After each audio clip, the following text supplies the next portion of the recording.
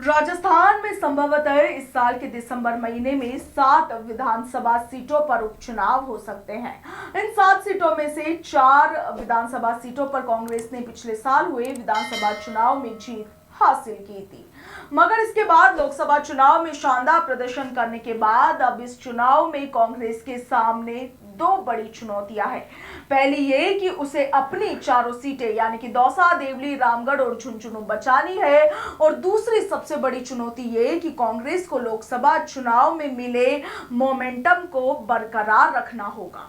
इस वक्त राजस्थान कांग्रेस के अध्यक्ष गोविंद सिंह डोटासरा है, मगर इस उपचुनाव में पूर्व प्रदेशाध्यक्ष सचिन पायलट की साख ज्यादा दांव पर लगी है।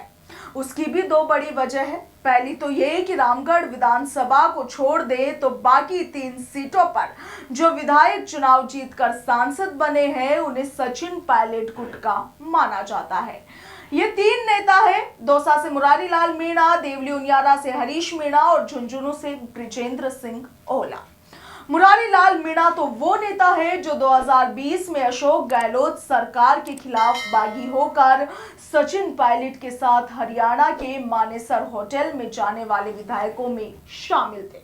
और इसकी दूसरी सबसे बड़ी वजह यह भी है कि सचिन पायलट को सबसे ज्यादा असर पूर्वी राजस्थान में माना जाता है।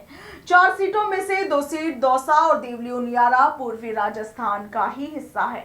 सचिन पायलट के इस असर की शुरुआत उनके पिता राजेश पायलट के जमाने से ही हो गई थी। आप देखिए कि राजेश पायलट दौसा से सांसदी का चुनाव जीतते रहे थे और उनके निधन के बाद सचिन पायलट की मां रमा पायलट भी यहां से सांसद रह चुकी है। इसके साथ ही सचिन पायलट भी कई बार अपने भाषणों में दौसा को कांग्रेस का गढ़ कह चुके हैं।